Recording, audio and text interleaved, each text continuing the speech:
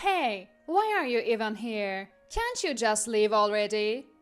The bride, Michelle, scrunched up her face as if she was looking at something filthy. Then she waved her hand as if shooing away an animal. I, taken aback, asked Michelle, "Go, leave? Did I do something wrong?" "What? Nothing at all. We don't need someone fat and ugly like you at our wedding. I chose such a beautiful venue, and having someone sweaty and overweight like you would just ruin the atmosphere." I was shocked by her words. Sure, I'm a bit heavier than others, but I'm not unkempt. Of course, I dressed appropriately for the celebration today. It's my dear brother's wedding, who has always supported and believed in my dreams. Though I felt a bit lonely, I had decided to celebrate wholeheartedly. Yet, just because I'm overweight, I'm not even allowed to be part of this celebration? Understood. Then I'll leave. I felt miserable. Clutching the hem of my navy blue party dress, chosen to complement the white wedding gowns, I left. My name is Jessica. I'm turning 30 this year, working and managing household chores. I met my husband George through my brother. I rarely interacted with men due to my job. Even so, due to my introverted nature, I struggled to make even male friends after becoming an adult, let alone think about marriage. But my brother, David, broke through that situation. I remember well when he introduced me to George, whom he met at work, saying confidently, "He's the man I'm expecting you to like." George, a bit timid but kind and understanding of my work, quickly bonded with me. Naturally, after dating for a year, marriage was the next step. Thus, my brother was like a cupid for our relationship. However, his own love life wasn't as fortunate. Even after I got married, he remained single, devoted to his work. He always said it was just a lack of good encounters or timing, but that's just David for you. In some ways inefficient, but a kind, reliable person who looks after others, yet becomes careless when it's about himself.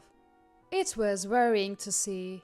I remember when I was contemplating my current job, he said, "Then I'd be thrilled to support Jessica," and promptly decided on his employment. He had his own dreams and desires, yet he quickly chose to support me when he heard I was struggling.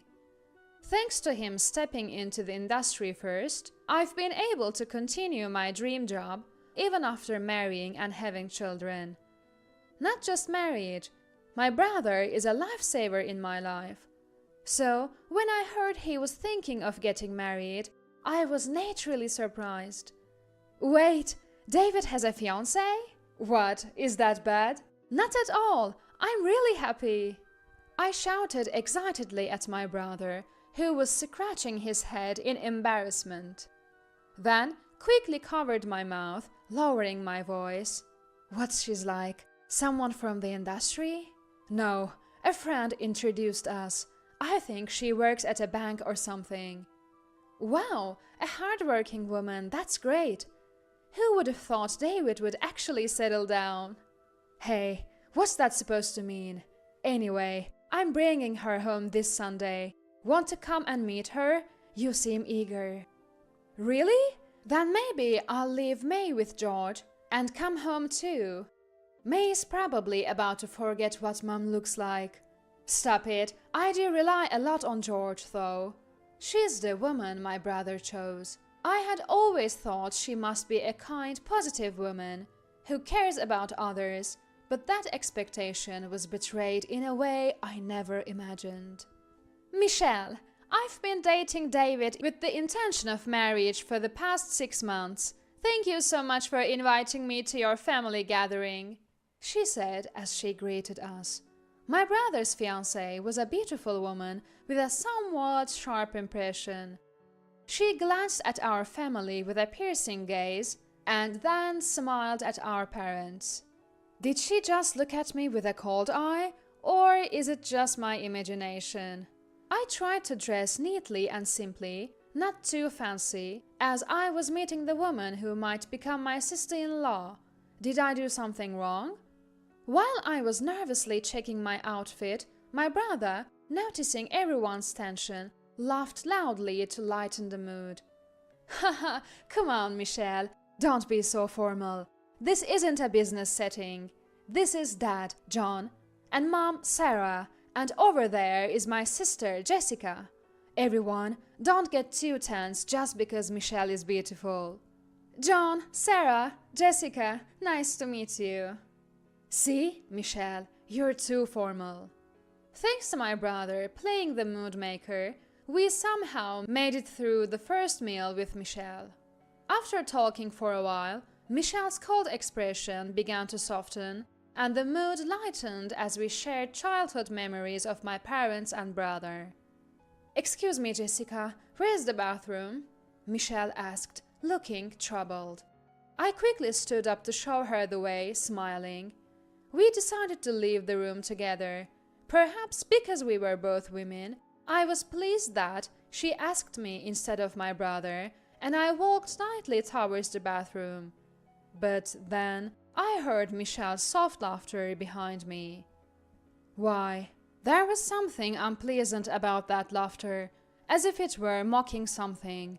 I couldn't help but turn around and ask, is something wrong? Even if Michelle was laughing at a memory, her laughter sounded like mockery. No, it's just that your footsteps are so loud. I found it funny. Oh, really? Yes, I thought it's funny how heavy people have louder footsteps. What? Did she just say something incredibly rude? As I stood there, stunned, Michelle looked at me and laughed mockingly. It was the kind of laugh you wouldn't want to show anywhere. Being overweight must be tough. Just a little walk and you're already out of breath. Oh dear, it's starting to smell. That's the worst. Despite her lovely smile, the words flowing out were insults directed at me. I blinked repeatedly, looking at Michelle in disbelief. Oh, what do you mean?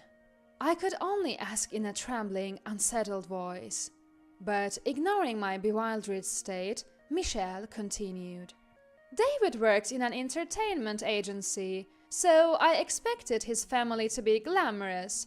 I was so disappointed to find her sister overweight and unattractive. Or maybe you just don't understand social etiquette. Normally, it's rude to greet your brother's fiancée looking like that. You must have been too busy thinking about food to realize that. The bathroom is over there. Thanks, chubby and ugly. She sneered and threw a twisted smile at me before slamming the door shut. Left alone in the hallway, I was stunned, replaying Michelle's words in my mind. Fat, ugly, and lacking common sense. I couldn't believe such harsh words came from Michelle, who had been having pleasant conversations with my family just moments ago. Sure, I might be a bit larger than others, and compared to the stylish Michelle, I might even weigh twice as much. But that's due to my body type, which easily gains weight, even with little food. I take extra care to stay clean, and I'm sure I don't have the body odor Michelle mentioned. Still, being insulted about my body shape to my face was quite a shock. I involuntarily hugged myself and looked down. "What's wrong?" my brother asked. Maybe he noticed we'd been talking in the hallway for a while. Should I tell him about Michelle's cruel words? No, I can't. I can't tell my happily smiling brother that his fiancée said unbearable things to me. I bit my lip and said, "It's nothing, just some girl talk." I decided to cheat. From then on, whenever Michelle and I were alone, she would barrage me with insults about my looks and weight. But she only did this when we were alone. In front of others, especially my brother and the rest of the family, she never uttered such words. In public, she played the role of a kind sister-in-law towards me. As a result, My brother and the rest of the family seemed to think Michelle and I had become close. The engagement proceeded smoothly, and the only event left was the wedding. There were concerns about Michelle's attitude towards me, but otherwise she was perfect. And my brother, who had always worked for others, was finally doing something for himself. I genuinely wanted to support that. I decided to do everything a family member could do help with the wedding. I struggled with unfamiliar tasks like practicing the surprise entertainment for the ceremony and creating a welcome board, but I persevered, thinking it was all for my brother's happy memories. Then came the wedding day. Dressed in a navy blue dress chosen to complement the white wedding gown, I was eagerly preparing. My daughter, Maiko, was being looked after by the staff as she practiced being the flower girl. My parents were already taking numerous photos of her adorable antics, so she should be fine for a while. As for me, I was busy running around for the final rehearsal of the entertainment, being called here and there. It's different from my usual work, so I was inevitably flustered. My place is here, and then there is the mic check. Even George, who usually works behind the scenes, was hurrying around in his suit. We were allowed into the venue early as family, and watching it being decorated, I found myself strangely hoping for a good ceremony, even forgetting the conflict with Michelle for a moment. In the midst of finalizing the entertainment details, I was trying to call George, who was nowhere to be seen, when Michelle called me from behind. She seemed desperate, either the middle of fitting her dress or doing her makeup. I rushed over, thinking there might be some trouble, and was pulled into a dressing room. "Why are you here?" was the first thing she said. "Oh, why?" "Well, whatever. Can you just leave?" I asked Michelle, confused. "Leave? Did I do something wrong?" "Something wrong? There's nothing. We don't need someone fat and ugly like you at our wedding. We chose a beautiful venue, and someone sweaty and fat like you would just ruin the atmosphere." Then she gestured dismissively, as if shooing away an animal. It's true, I might be a bit disheveled from hurrying around for the final entertainment check, but I intended to tidy up before the ceremony starts, and I'm certainly not in an unclean state to be called sweaty. However, according to Michelle, no matter how much I dressed up, it wouldn't matter because my overweight, unattractive presence would only make the wedding unpleasant. "Anyway, having someone like you here would be the worst. Just leave quickly. If other guests see you, I can't believe you're part of the new family. And you didn't even have the decency to stay away from the wedding. Even a real pig would have more sense." Her torrent of insults made my head go cold. I put my mobile phone back in my handbag, my mind blank. Understood. Then I leave. After walking a bit, I got into a taxi and decided to go home. I felt miserably close to tears as I walked, but I desperately held them back. And so, with unsteady feet, I made it back home. Sitting on the sofa without even taking off my stockings, I stared blankly at the clock, which showed the time when the wedding was supposed to start. Come to think of it, I left without saying anything to George or my brother. Maiko should be fine with Mom and the others, but I really should say something to George. As I was pondering what to say, groggily reaching for my mobile phone from my handbag, it suddenly rang loudly. Startled, I dropped the phone. When I picked it up, I saw Michelle's name on the display. Why Michelle? Maybe my brother was using Michelle's phone, I thought as I tapped the answer button. "Come back right now!" screamed Michelle's voice. Huh? But she kept ranting about coming back. I couldn't understand her hysterical shouting, performing and saying it was all a lie. What do you mean? You told me to leave Michelle, right?" "Yes, but that's not what I meant." Interrupting her incomprehensible words, I heard my brother's voice asking, "Jessica? David? Oh, sorry. There was some trouble and I'm at home." "Yeah, I know. Michelle told you to leave, right?" "You knew?" "Yes. George and I heard everything Michelle said to you." This is what my brother told me after that.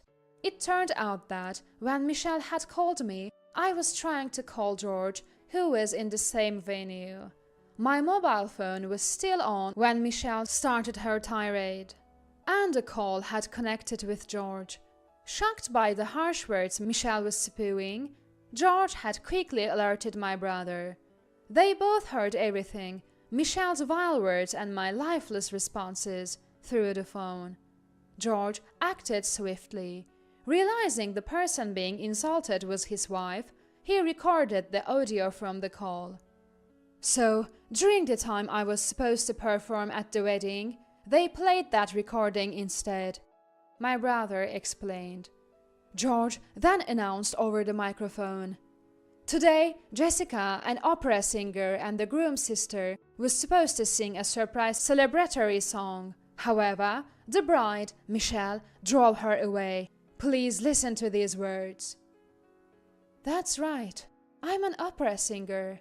Most of my career is overseas, so I'm not that well known domestically, but everyone in the entertainment industry, whom my brother had invited, knew me.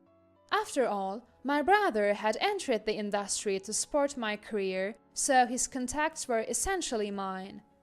With that audio of Michelle belittling me played in front of them, Michelle must have felt extremely uncomfortable. Even if Michelle's acquaintances didn't know me, they would understand that she hurled terrible insults at the groom's sister and even had her thrown out of the venue. Michelle had returned to the dressing room in a hasty retreat from the wedding and was contacting me to come back. "I didn't know. Nobody told me. And what about it? A pig-like sister is more important than me?" "My sister was just as important to me until a few hours ago, but I can't cherish someone who doesn't respect my family." My brother replied calmly to the shouting Michelle. As I could hear over the phone was Michelle's ranting and my brother's calm responses. A week had passed since the disastrous wedding. My brother and Michelle had spectacularly broken off their engagement. Fortunately, since the wedding didn't conclude, my brother didn't end up with a divorce on his record. As for Michelle, she voluntarily resigned from the bank she was working and returned to her parents' home, as I heard through rumors. Apparently, she had invited friends and colleagues to the wedding, and all of them had heard her unbelievable tirade. Michelle, who had always portrayed herself as a perfect and outstanding woman, was exposed as a fraud after those remarks.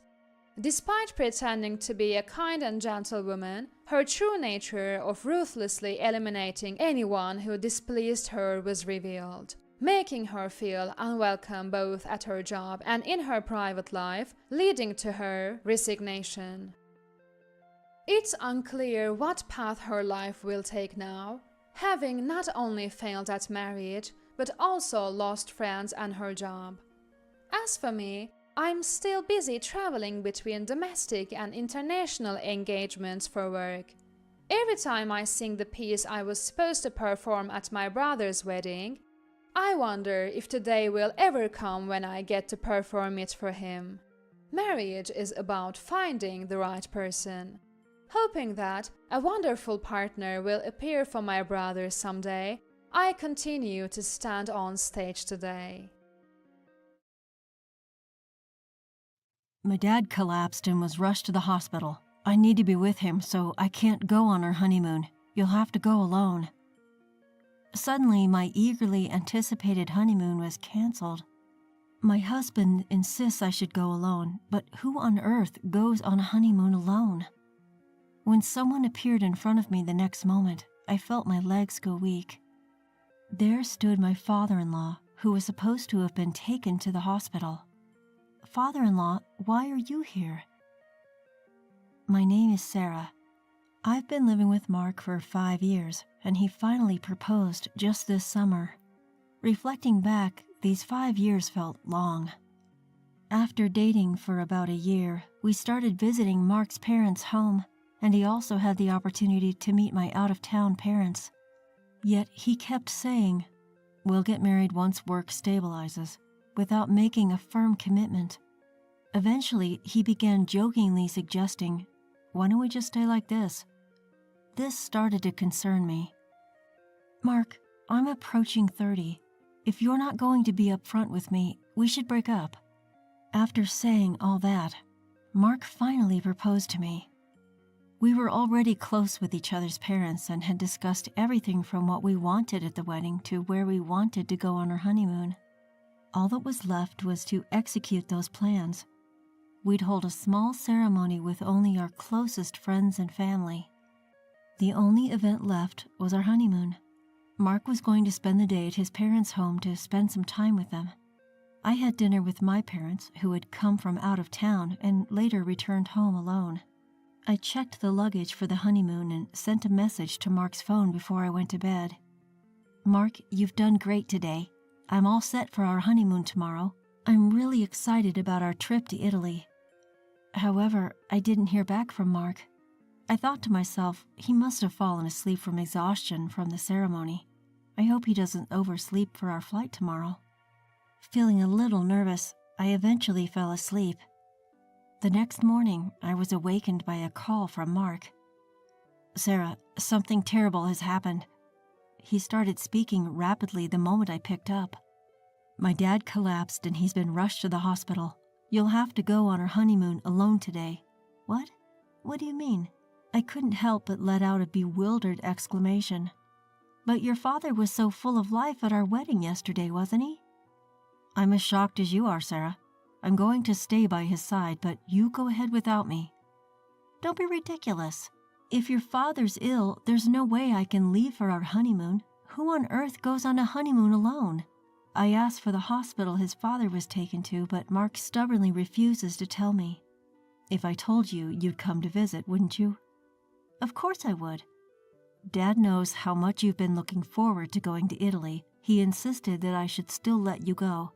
Please respect his wishes. There's no way I can enjoy myself with everything that's going on. Are you planning to come join me once he's feeling better?" "Of course. I'll come as soon as things are settled here." "Settled? Don't jinx it by saying as soon as things are settled. Please, let me handle things here and proceed to Italy as planned. I'm about to arrive at the hospital, so I won't be able to pick up your calls. Talk to you later." Wait, Mark." Without listening to my attempts to communicate, he abruptly hung up the phone. I tried to call back immediately, but it seemed like he had turned off his phone. With no way to reach him and not knowing the name of the hospital, I couldn't rush to my father-in-law's side. As I stood there, feeling helpless, suddenly the doorbell rang. The moment I opened the door, I felt my legs go weak. Father-in-law? Standing at the door was my father-in-law, who was supposed to be in the hospital after an emergency transport. "Your legs, they're okay. I'm glad." What are you talking about?" My father-in-law looked clueless as I made sure I was not seeing a ghost. "Are you feeling all right?" Oh, I drank a bit too much at the wedding yesterday, but I felt great by the time I got up this morning. I'm definitely sober by now, and I was able to drive fine, so I came to pick you up after dropping Mark off." "After dropping Mark off?" "Yeah, you're going on your honeymoon, right? I dropped him off at the station, but then I realized I should have come to pick up you too. Let me take you to LaGuardia." I was quite confused. My father-in-law, who was supposed to be in the hospital, and Mark, who was supposed to be accompanying him there, and drop my son off at the station? Nothing made sense. That's when I realized something. My father-in-law mentioned LaGuardia. If we're going to Italy, we should be going to JFK, not LaGuardia Airport. You just said you'd take me to LaGuardia, but our honeymoon is in Italy. Oh yes, that's what I thought too. I was surprised when Mark told me this morning. We've changed at the last minute and decided to go to Alaska instead. Alaska? The more I heard, the more my mind was filled with question marks. Mark said, "We're going to Alaska." Yeah, he did. He left a note in the car. My father-in-law showed me a post-it that Mark had dropped off in the back seat. It had the name of an inn in Alaska and a flight from LaGuardia to Ted Stevens Anchorage International Airport written on it. The moment I saw it, the puzzle pieces began to click into place. "Could you please take me to LaGuardia after all?" "Of course. There shouldn't be too much traffic. We'll probably arrive around the same time as Mark's train." "Thank you so much." Throughout the journey, I couldn't help but reflect on Mark's actions up to now. Whether my hypothesis is correct or not will be confirmed the moment I find Mark at the airport. I thanked my father-in-law and headed into the airport. Near the check-in counter for the flight written on the post-it, I spotted Mark right away. He was arm in arm with a young woman, effortlessly selecting drinks together. I knew it. He had been cheating on me all along. The affair probably started while we were living together. His hesitation to get married was probably due to her. And not just having an affair, but going on a trip with his mistress on the day of our honeymoon. I stood defiantly in front of them. Mark, about to exit the store after buying drinks, saw me, and his mouth fell open. Sarah? What are you doing here?" "Right back at you. Why are you, who should have been at the hospital taking care of your father, at a place like this?" I just came to do some shopping." "Shopping? You came all the way to LaGuardia just to buy a bottle of water?" Yeah, Dad was begging for some airport water." "That's funny you say that because I was just with your father." "Eh?" "Your father came to pick me up in his car. He seemed to be doing great, which was a big surprise." "Oh, that's right. After our call, he suddenly bounced back. His vitality always amazes me." Mark seemed determined to stick to his lie. Amidst my astonishment, a thought crossed my mind. I want to witness the kind of excuse this man will come up with next. "So, who is this woman right here? Where were you two planning on going?" Well, she's the nurse who was in charge of Dad. We're on our way to check out a rehabilitation facility for him in Alaska." This excuse is just too painful to hear. I was dumbfounded and I couldn't help but let out a sigh. "Enough. Your foolish lies are giving me a headache." "It's not a lie. She's really my dad's—" Mark's words were cut short by a voice from behind. "My what?" When I turned around, there stood my father-in-law. "Father-in-law? I thought you headed home." "I noticed something was off with you, Sarah, so I parked the car and followed you. It seems like it was the right choice." With his father before him, Mark, realizing that his lies weren't working, was visibly acting suspicious. In response to his behavior, my father-in-law asked in a stern voice, "So who is this woman?" Well... Just as Mark started fumbling for words, the woman beside him broke the silence. "I'm Amy, Mark's girlfriend." Upon hearing this, Mark swiftly covered her mouth. "Hey, what are you saying? You have to speak clearly, Mark. You don't love your wife. Hurry up and get a divorce with her." Wait, just be quiet." "Why should I? You promised to leave your wife to be with me. Isn't that why you chose me over her today?"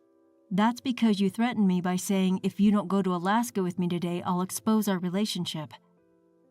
"I see, so that's what it is." I coldly told him. "So in other words, you were having an affair with that woman."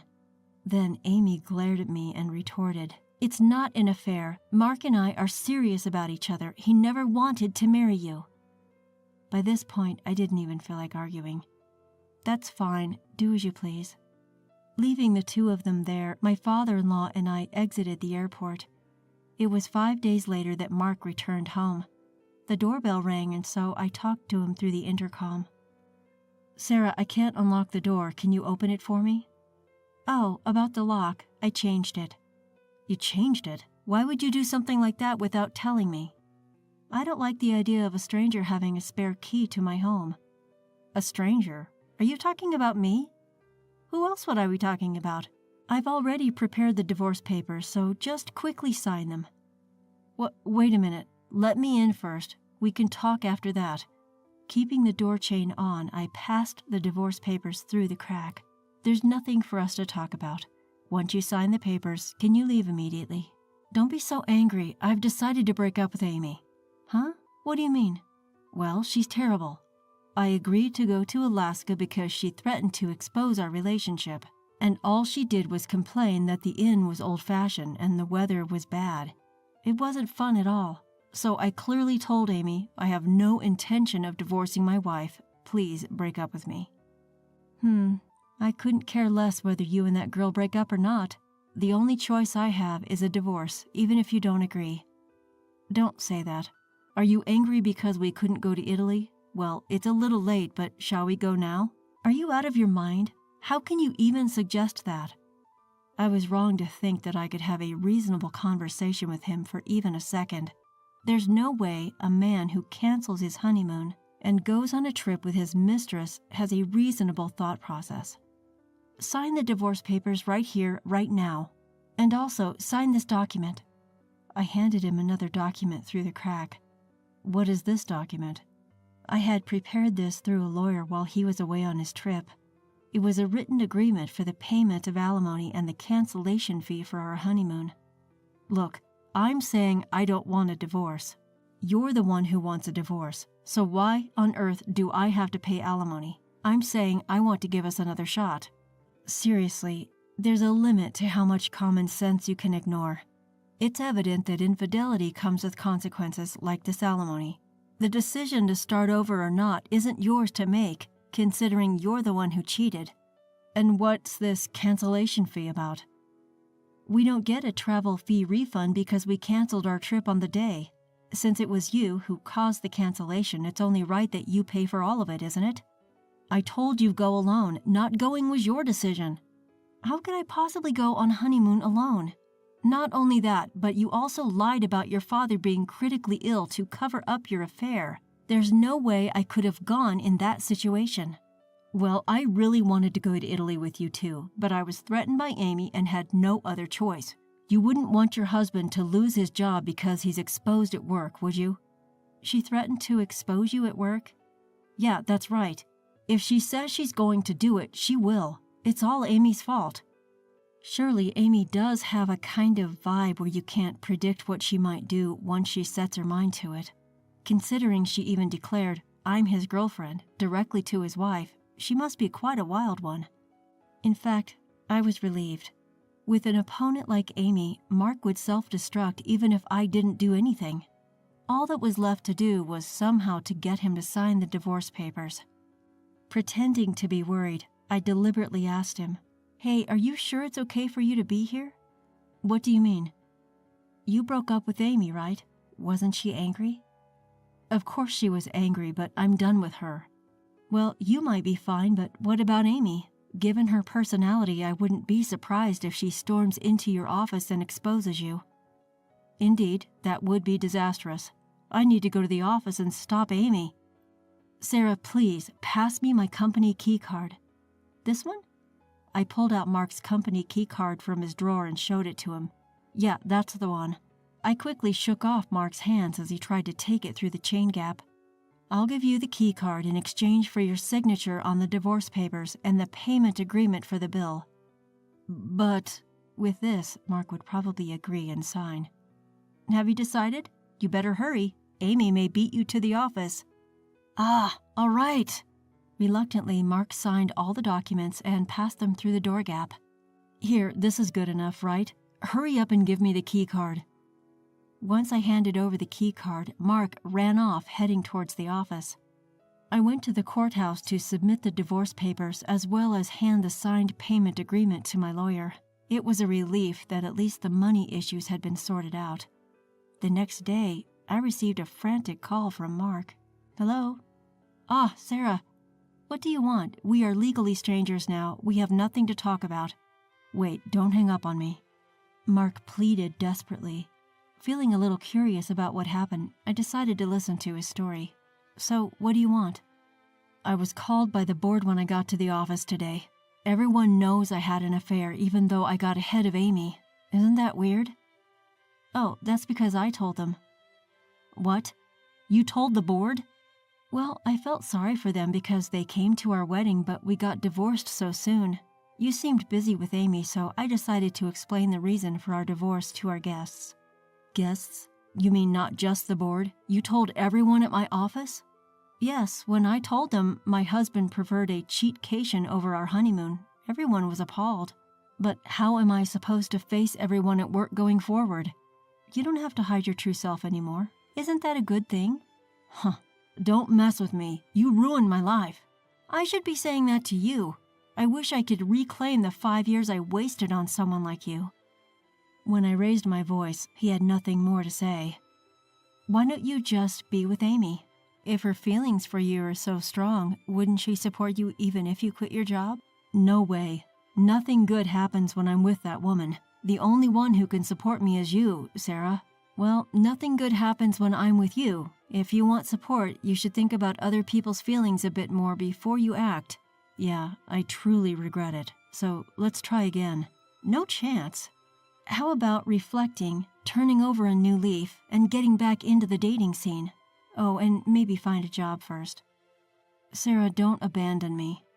You're the one who betrayed me first. You'll just have to live with your regret. I ended the call abruptly. After that, it seems Mark returned to his parents' house to borrow some money a few times. But my father-in-law, who had been made out to be gravely ill without him knowing and moreover was used as an excuse for Mark's infidelity, was furious. Eventually, he cut ties with Mark. Mark found it increasingly uncomfortable to be at his company and ended up quitting. His job hunting didn't go well, and it seems he's barely making a living by working part-time at a convenience store. On the other hand, I moved into a new home with the alimony from Mark. Even though I changed the door locks, it felt uncomfortable living in a place my ex-husband knew about.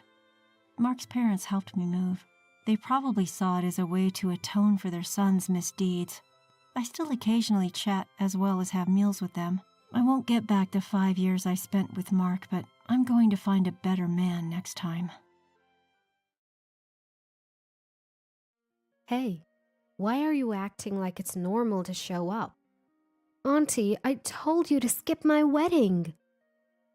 My niece sneered as she asked me not to attend her wedding. Ever since my brother passed away 11 years ago, I had raised her like she was my own daughter. But there was a reason she suddenly started hurting such harsh words at me. My name is Effie, and my brother, Jason, was 12 years older than me. Jason was a kind soul. When we were young, he'd hold my hand as we ran errands, help me practice riding my bicycle, and shower me with love. The year I entered middle school was also the year my beloved brother got married and moved out. I remember Jason and his wife's wedding being full of joy. I clapped so hard my palms ached. The following year, a baby girl was born to Jason and his wife, Mary. Being the youngest in the family, I was thrilled to have a little sister-like figure in my life. We named her Heidi, and I loved her as much as my brother had loved me. Even after Heidi was born, my brother and his wife continued to dote on me, and from middle school to high school, I frequently visited their home and spent time as a part of their family. While sitting at lunch one day, I thought to myself that I hadn't seen Heidi in a while. I was now 27 years old and working for a major fruit wholesale company, directly dealing with fruit farmers for various regions. I was not initially familiar with agriculture, but I learned a bit each day by listening to the voices of the producers, and I was now a leading staff among the employees, trusted with guiding my colleagues. One stormy day, I received sudden news that shocked me. That day, a typhoon was approaching, and we finished work a bit earlier than usual. Still, the weather outside was incredibly violent during my commute home. With gusts of wind so powerful, they threatened to carry me away. It was on such a stormy day that my brother, under the orders of his boss, had been forced to go out on sales rounds. Jason was very earnest and hardworking. Even on that day, he was trying to make sales even in the adverse weather and didn't slack off. As he walked through the strong wind, a sign from a building fell and struck him directly. I heard about my brother's death, and I somehow managed to get my trembling legs to take me to the hospital. By the time I arrived, everyone was already there, and my parents were hunched over, crying silently. Seeing my parents crying and the painful sight of my brother, I couldn't help but shed tears, even though I still couldn't believe what had happened.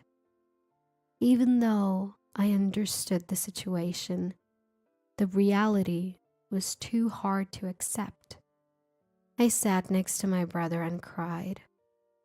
I noticed Mary and Heidi, Jason's wife and daughter, looking as if they were in a daze, not sobbing but simply staring blankly at the wall, thinking it best to leave them be. I felt so sorry for them. From then on, we supported each other as a family even more than before. Mary, who is currently on leave from work, was a part-time worker within the scope of dependent support, and she will need a job in the future to sustain her life. My parents and I decided to support Heidi and Mary's future, including her re-employment, with all our might. About a year after the funeral, Mary, who had returned to part-time work, decided to move because the rent was becoming too much for her current income. She had received compensation and workers' compensation insurance from Jason's company due to the accident at work. And of course, we agreed with Mary's prudent decision. But on the day of the move, when we went to help, we found only Heidi crying in the somewhat tidied room. Heidi, holding a letter that said her mother couldn't raise her on her own, was only 16 years old. It seemed that Mary had called us to help with the move to ensure her daughter was taken care of after she left.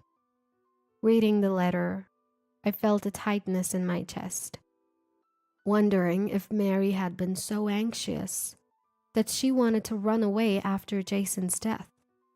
From the contents of the letter and what Heidi told me, it seemed that Mary believed it would be better for Heidi to be raised by our family than by her, who was economically unstable. Although it said she was thinking of Heidi first, what she did was equivalent to abandoning her high school daughter. Of course, I was angry at Mary, and we even went to search for her at her parents' house. However, the people who came out of the house were a family we didn't know, and we learned that not only Mary, but also her parents had moved. We contacted Mary's relatives, but there was no family willing to live with Heidi, who was a high school student and had the prospect of significant expenses for college. As a result of our discussions, we decided to take care of Heidi in my house with the support of my parents. Despite the difficult times, Heidi smiled and said, "Effie, please take good care of me." And I hugged her tightly. 11 years have passed since then, and Heidi graduated from college and found a job at a local company. When she brought up a serious conversation, I felt the passage of time and nodded. "You're 27 now, after all." Seeing that, Heidi blushed a little and said, "Effie, I'm getting married." She met her boyfriend through a friend, and he was 1 year older than Heidi, and he seemed like a gentle and fine young man from the pictures. According to Heidi, he really cares about her, and although he is usually reliable, he can be a bit off at times, and she likes that part of him too. I was really happy and repeated congratulations so many times that Heidi was amazed. The man seems to be quite busy, and I haven't met him face to face yet. Heidi would try to set up dates for me to see him, but it always falled on days that I was busy. But, in spite of her boyfriend's busy schedule, he actively participated in the wedding preparations, and Heidi seemed truly happy. When they shared with me that their ideal plan was beyond their budget, I remember my brother's wonderful wedding. I wanted Heidi to have the most memorable wedding, one that would make her happy for the rest of her life. I provided financial support as much as possible and looked forward to a ceremony filled with Heidi's dreams. On the long-awaited wedding day, as it was time to leave, I urged Heidi to prepare and made my final check on my belongings. I couldn't afford to make a mistake at my daughter's grand event, so I checked multiple times before finally setting off. As I followed Heidi down the hallway, I was already filled with so many emotions. Just the sight of her in her wedding dress was enough to make me tear up. I thought that both the groom and his parents, as well as my late brother in heaven, might laugh at me if they saw me crying so much. Still, I found these moments of contemplation to be a joy. Just as we got to the front door, Heidi turned around abruptly. She smiled gently at me and said, "Don't come, Auntie." "Huh?" "I'm telling you to not attend my wedding, Aunt Effie." I stared at Heidi, unable to comprehend what she had just told me. She burst out laughing at my confusion. "Why do you think you have the right to attend my wedding? No matter how much you did for me to replace my mother, you're still my aunt, an outsider, right? There's no way I can introduce you as my mother to my guests." The words spoken by my niece, whom I had lived with and cherished for over 10 years, were shockingly hurtful. Indeed, I am not her biological mother. No matter how much time has passed, Heidi never called me her mom. The reality that to Heidi, her only mother was Mary, finally hit me again. I was left speechless by Heidi's words, which she uttered with a smile. There was a moment when I thought, despite having raised her this far, but I realized it was a one-sided and arrogant sentiment. It is indeed regrettable that I cannot witness my daughter's grand event. But if this is for Heidi's happiness, I will do as she says. Suppressing my feelings, I told her that I understood and gave her my blessings and decided to absent myself from the wedding. Several hours later, Heidi returned home while I was still recovering from the shock. She came into the living room laughing cheerfully, and to my surprise, behind her was Mary, who had disappeared 11 years ago. "Long time no see, Effie. You've aged a lot." Mary, who made quite a light-hearted entrance, extended her hand towards me the moment she saw my speechless face. "I'm sure you know that my daughter got married. Give us a gift. $10,000 will do. You'll be down to offer Heidi that amount, right, Auntie Effie?" Her red lipstick-clad mouth curled into a smirk. Heidi, standing next to Mary, echoed her mother's words with a similar smile. As they urged me to cough up the money quickly, the two started revealing a shocking truth. In fact, Mary's disappearance was a scheme to freely spend the insurance money and the funds from my brother's company. Mary, who had been working part-time and left the household finances to my brother, seemed to have completely changed after suddenly coming into a lot of money. Although she had never been poor, she became stingy about spending the money she had acquired, even on her daughter. Once she realized that she could control everything, her greed led her to use me, a single woman with a stable life, to raise Heidi so she could save on major expenses like college tuition. And terrifyingly, this all was a farce that Heidi was aware of. Only our family thought Mary had disappeared. She and Heidi were secretly contacting each other on their phones to prevent us from finding out, and they eventually started meeting once a month. When Heidi became a college student, her spending increased dramatically, and I heard she had started a part-time job, but in reality, she was receiving pocket money from Mary and hanging out. For Heidi, who was in her partying phase, Mary, who gave her money and let her do as she pleased every month, was undeniably the best mother. That's why Heidi coldly laughed. She deliberately refused to call me mom, knowing how much I loved her as my daughter. After Mary finished revealing the truth about her disappearance, she laughed mockingly and said, "Oh, did you perhaps use up all your savings and can't afford a gift anymore? But well, it was a more lavish ceremony than expected, so I'm proud as a mother who supported her financially for her wedding. Right, Auntie?" Mom, you're so mean. From now on, you should save for yourself. I absolutely won't take care of you after your retirement. It was fun being your pretend daughter, but bye-bye now.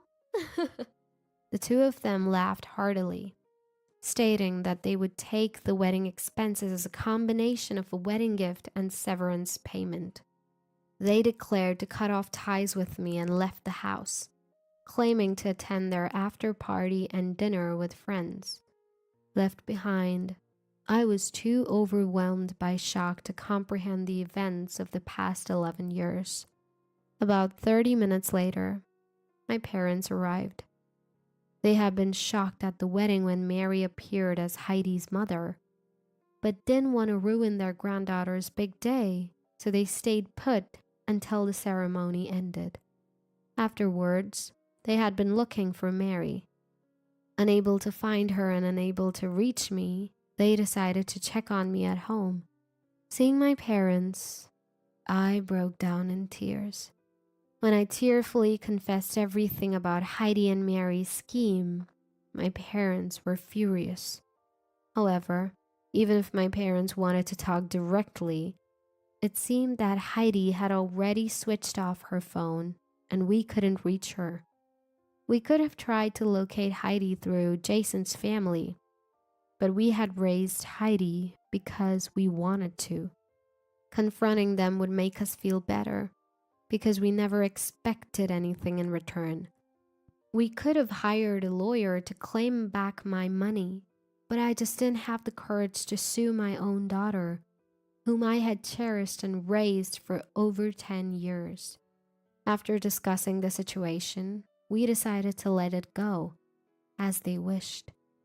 We decided to sever our ties and bury everything in the past. Once free from the situation, I took the bold step of resigning from the company I had been working for and started my own fruit wine manufacturing business. I used domestically produced fruit that could be sold due to irregular shapes or fruits that were partially damaged due to weather conditions to develop and produce my products. My new venture, which I started with the idea of reducing fruit waste while still working at my previous company, gradually gained support from not only farmers but also various supporters due to the growing concern about food waste. Though it was challenging as I embarked on this new journey, the connections I made during my corporate career helped me immensely, and I made steady progress. The business that initially ran at a loss slowly started to increase its sales over 3 to 5 years, and the consistent growth made it a company to watch in the industry. One day, Heidi suddenly visited my office. She was already crying when she arrived and ran towards me as soon as she spotted me. Surprised, but not wanting to cause a scene, I took her into the reception room. "Effie, I'm really sorry for everything. I've reflected on my actions and I need your help. I'm still like a daughter to you, right? After all, we lived together for such a long time. I'm really in trouble, Effie. Please help me financially." A woman, now well over 30, sobbed like a toddler. A receptionist who Heidi seemed to have pushed past arrived, out of breath with several other staff members, all trying to drag Heidi out of the office. Watching this scene, I felt disheartened. She was, after all, after my money. According to Heidi, by the time Mary had appeared before me, she had almost exhausted all the money she had. Unaware of this, newlyweds Heidi and Jason expected support from Mary and willingly invited her to live with them.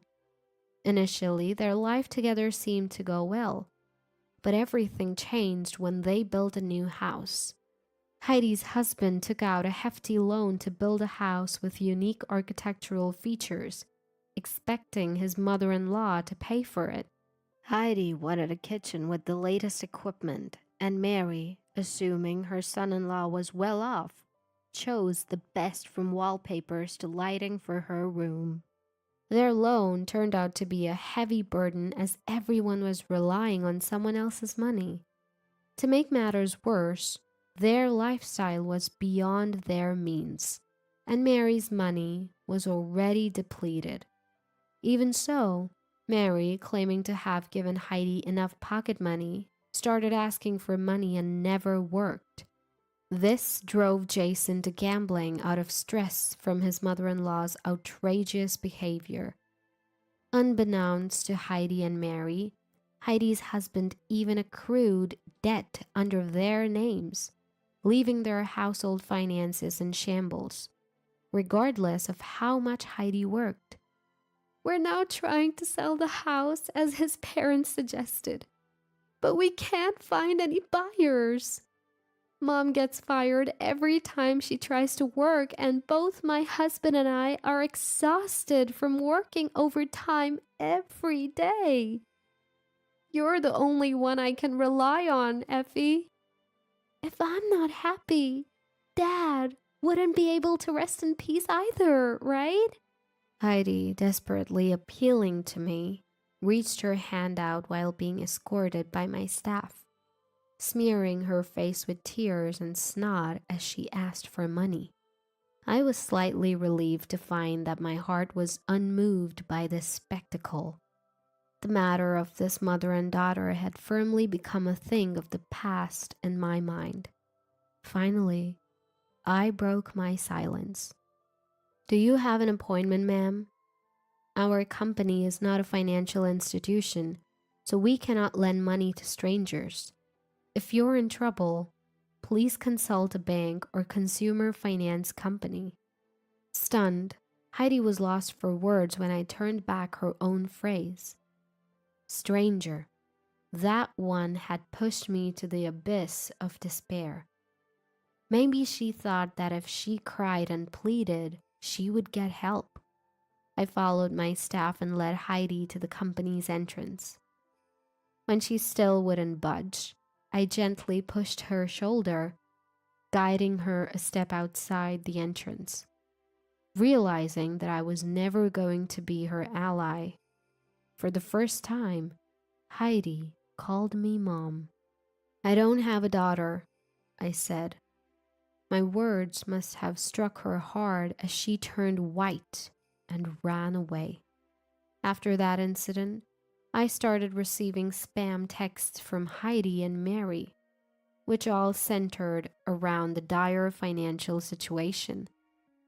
I ignored them all, but they persistently requested money or a loan. Seeing this, it's clear that they are struggling under a crushing debt. It would be a nuisance if they call my company's front desk, even if I block their calls. So I'm receiving a bunch of texts, but I have no intention of ever replying. If they ever send something to my company, I might sue them for business obstruction. Finally recovering, I've decided to move abroad to expand my business and study to make better wines.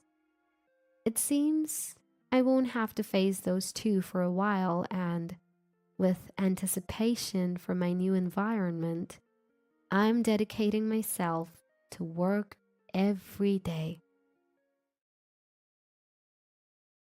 Suddenly, the relationship between my husband and our daughter took a turn for the worst. That was when my husband's infidelity came to light. In the midst of this worst-case scenario, my husband, John, made an unthinkable decision.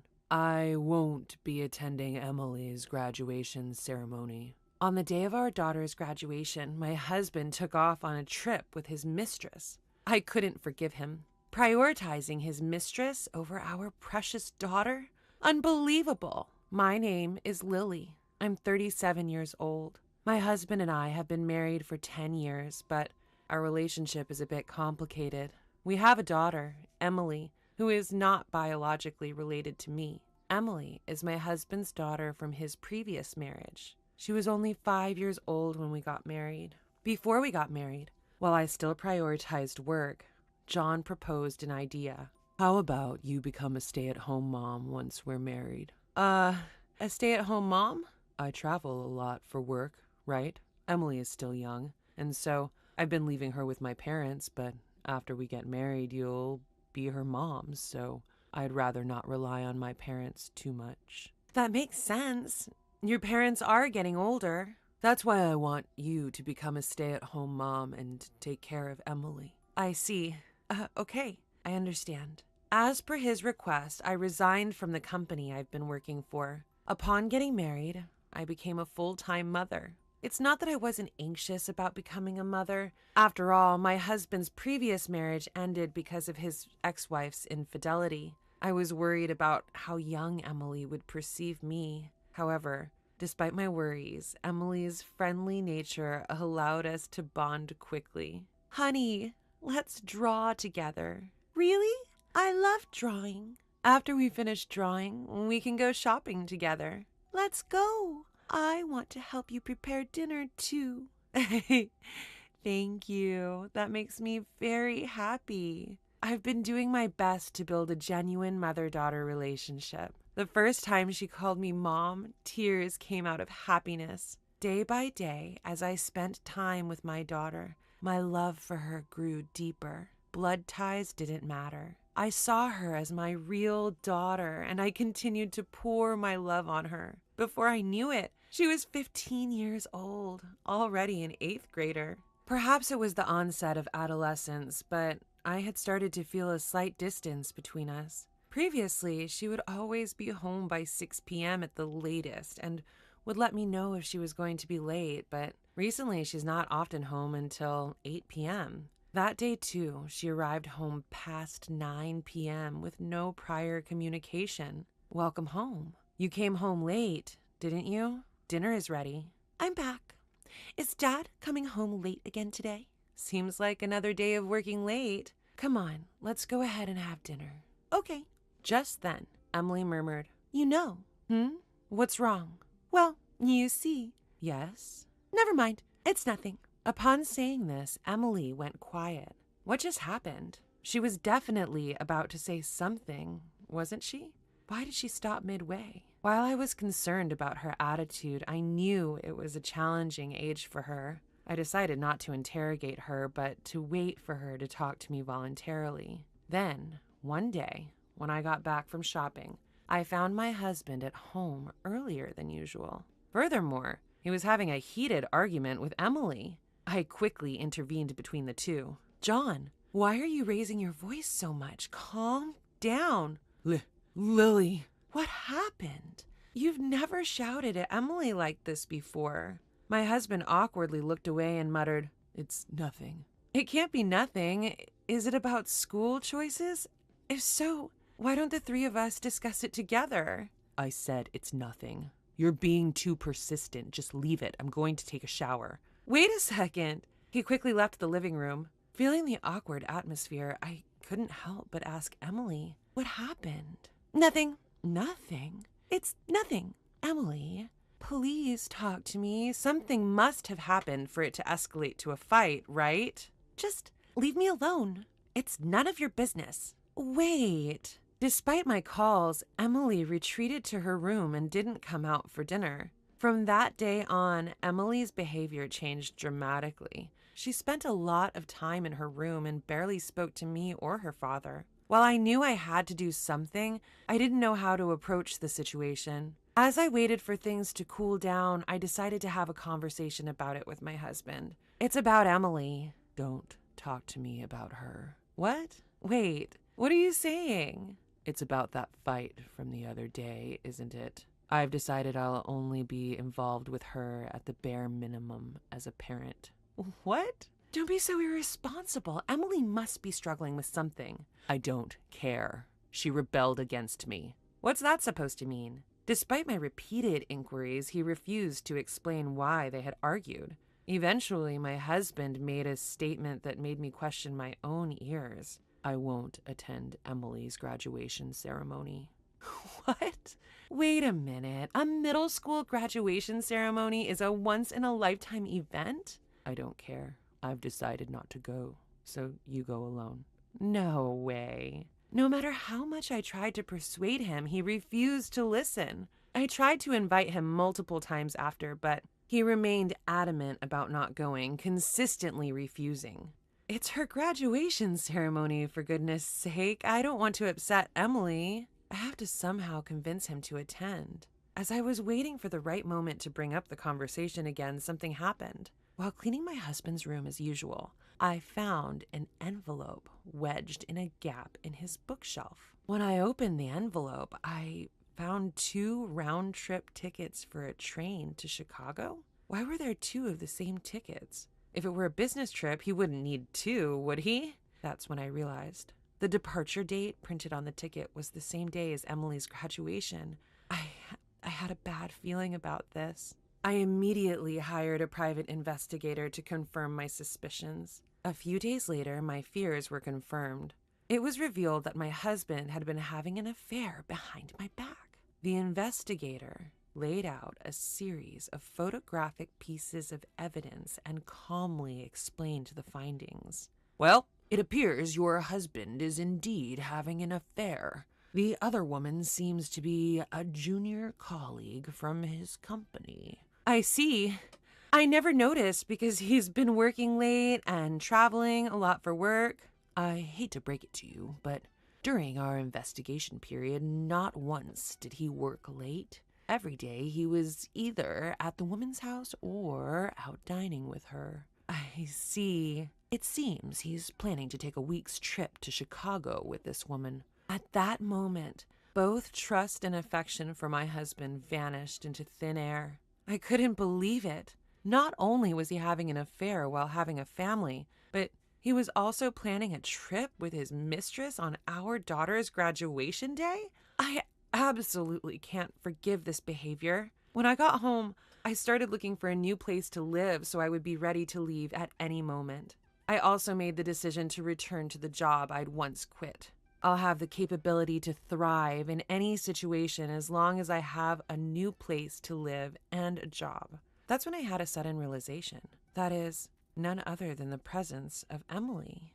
To be honest, I think of her as my real daughter and I love her from the bottom of my heart. Even if I were to get a divorce, I want to keep custody of her. But would she choose to stay with me, a non-biological mother? Wouldn't it be best for her to be with her father, who she has been with since she was born? Given the recent infidelity of my husband, I had become pessimistic about everything at this time. I had no confidence that she would choose me. At worst, I had to prepare myself for living alone. Since then, I have decided to cherish the time I had left with my daughter. On my days off, I invited her to go shopping, went to cafes together. Even if I get a divorce and we get separated, I'll make sure to hold on to the memories of these days. I engraved the joyful moments with her into my heart. While eating out together, I decided to casually bring up the topic of her graduation ceremony. Your dad said he can't make it to your graduation ceremony. Oh, really?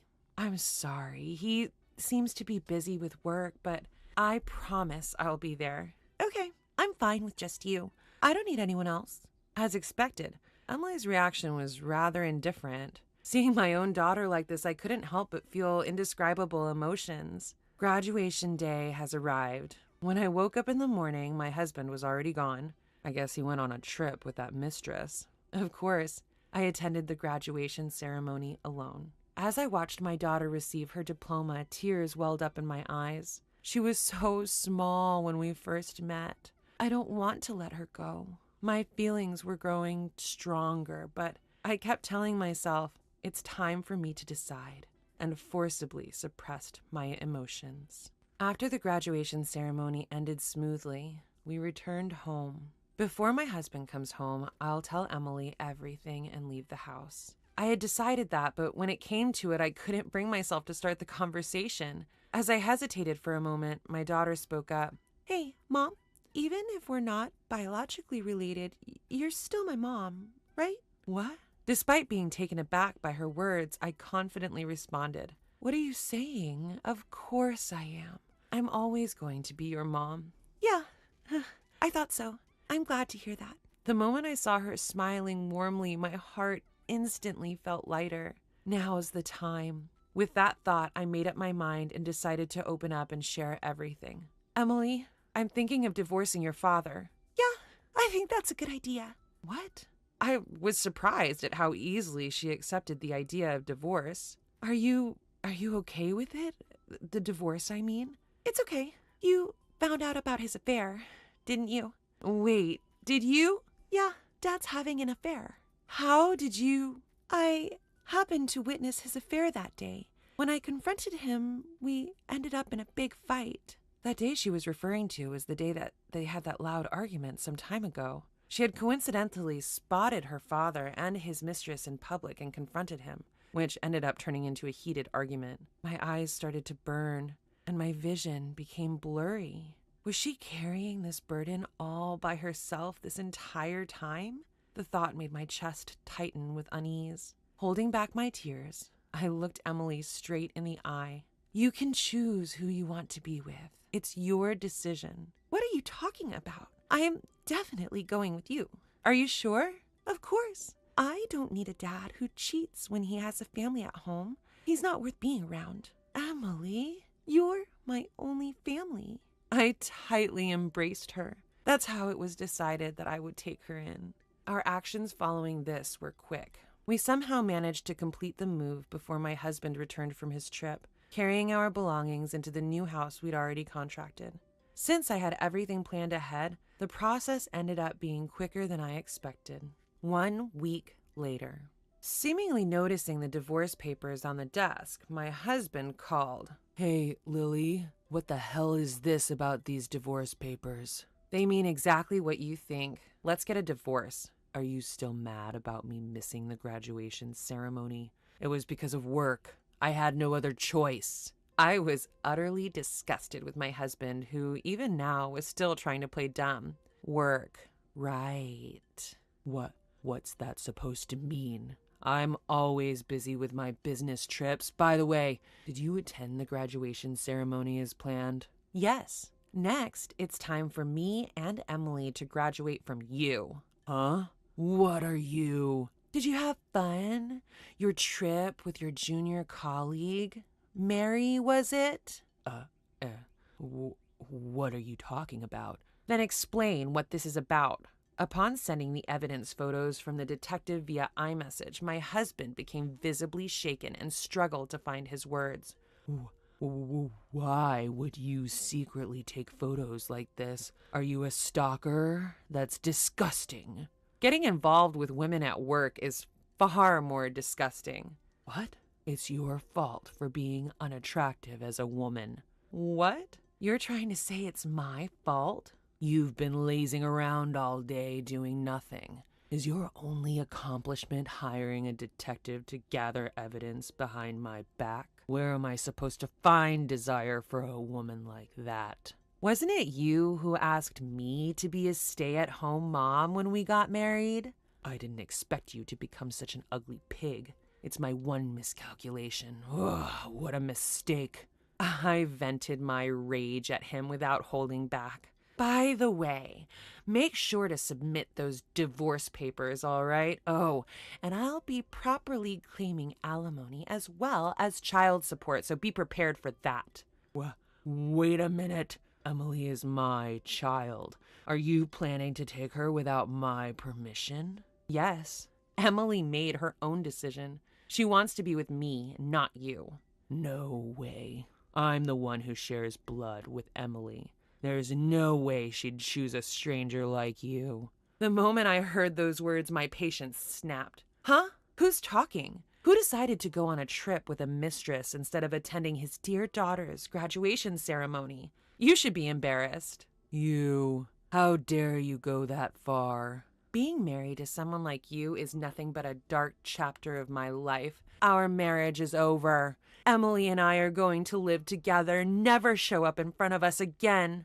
My daughter gently rubs my back, giving me strength after my impassioned outburst. She then snatches the phone to speak her piece to her father. Hello, Dad?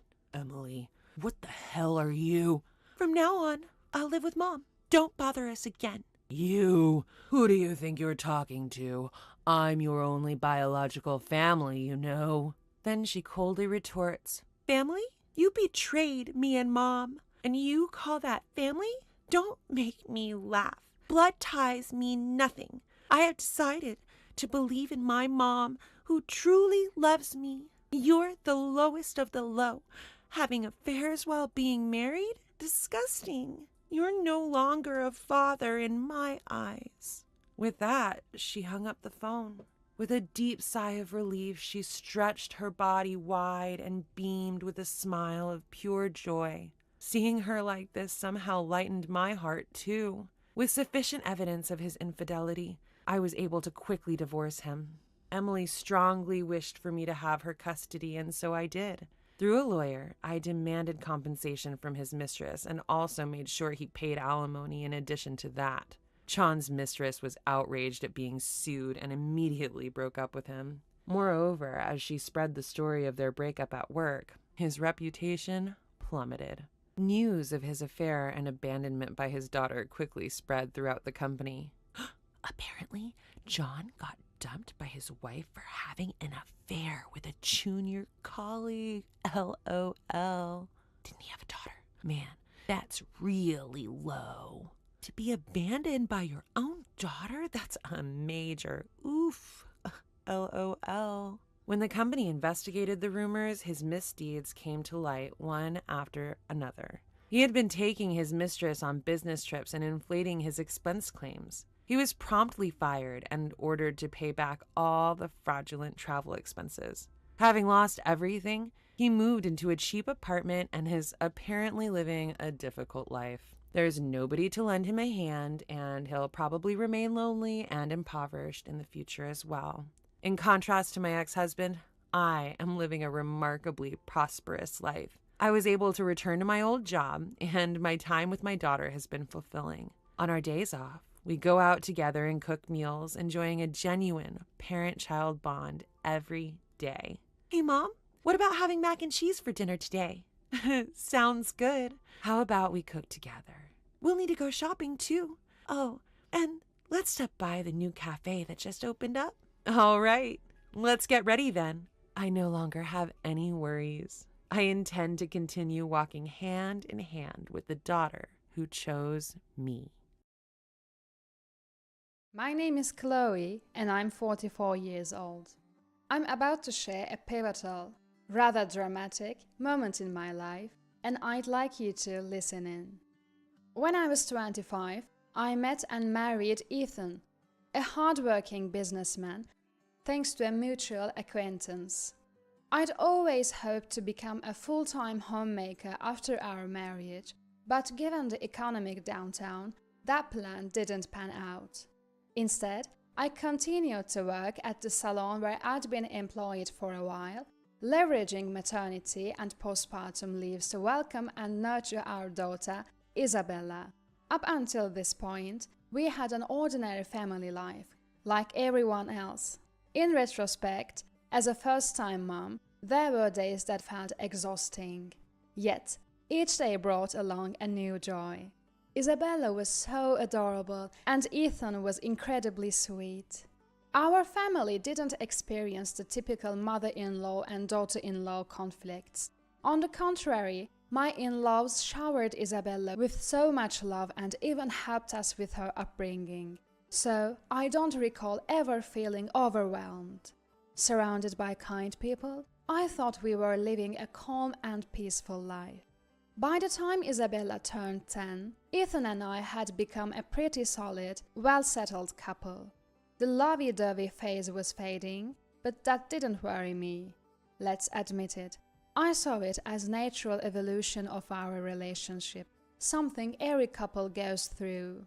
Ethan, ever the kind-hearted man, would pick me up from work whenever our schedules aligned. So, the thought of our love cooling off never crossed my mind.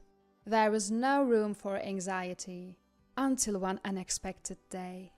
Ethan was off work, so I borrowed our car for a shopping run. As I slid into the driver's seat and adjusted the side mirror to suit my view, something glittery at my feet caught my attention. Picking it up, I realized it was a dangly earring. Obviously, designed for women. For the record, I don't wear earrings. I can't because I have allergies. Wait, if this isn't mine, whose is it? My mind was instantly flooded with question marks. And the most direct answer it could muster was infidelity. No. Cheaters don't get caught this easily, right? Still, I decided to confront Ethan nonchalantly, showing him the earring I'd found in the car. He looked startled for a moment. Then he quickly recovered, saying, oh yes, I gave one of my colleagues a ride the other day. It must be hers. What's the reaction now? But did he just almost say mine? No way, right? I was unsure whether to press further. I had a nagging feeling of unease, but part of me wanted to erase my unwelcome thoughts. Most importantly, Isabella was with us. I didn't want to risk a confrontation that could potentially confirm Ethan's infidelity and hurt our daughter. So, I chose to let it slide for the time being. A few days later, on a particularly stormy night, Ethan had to attend a business dinner. He called to let me know he probably wouldn't make it home. In this weather, are you sure you'll be okay? Don't catch a cold. I couldn't help but express my concern. Ethan is prone to catching colds, so I knew it must be an important event to drag him out on a night like this. Yeah, I'll be fine. Thanks. But just as he finished, a shrill, sweet voice echoed from the other end of the phone. Ethan, are you still on the phone? I couldn't help but ask again. Huh? No, I told you I'm on a call. Ethan tries to justify himself while stopping me. What just happened there? You got called by your first name? Well, it's one of our clients. You know how bosses love to call you by your first name. You know what I mean. That sounds like an excuse to me. I do have a manager at another store who calls out to me, "Hey Chloe."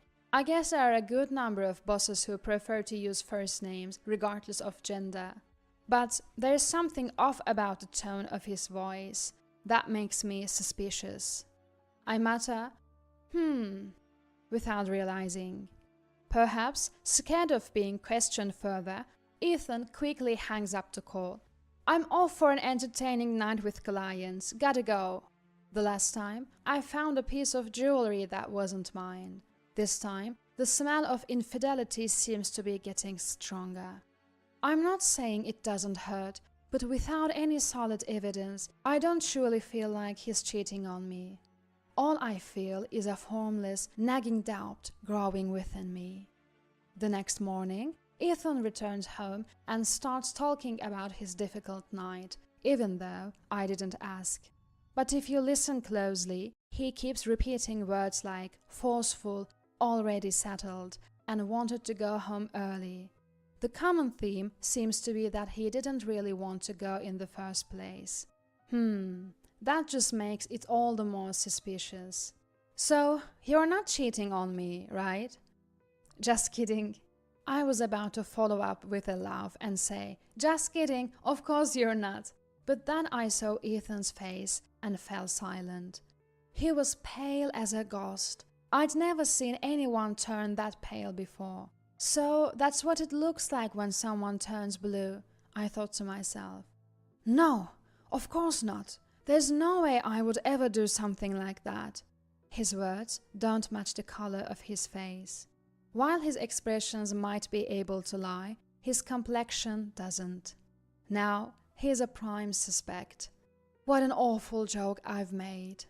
I screwed up. Trying to hide the tears welling up in my eyes, I turned my back on Ethan. "Come on, go take a bath. It's your day off. You should take it easy." I left the room with my best attempt at a cheery voice. Then I cried alone. His bad lying made the whole thing seem unreal until now. I kept thinking, there's no concrete evidence anyway, but the suspicion is very real. There's still no evidence, nothing has really changed, but his reaction, there's no mistaking it. You don't even need intuition to see it. What am I supposed to do from here? Should I find evidence and file for divorce? What about our daughter, Isabella? Can I raise her alone? I still love Ethan, after everything.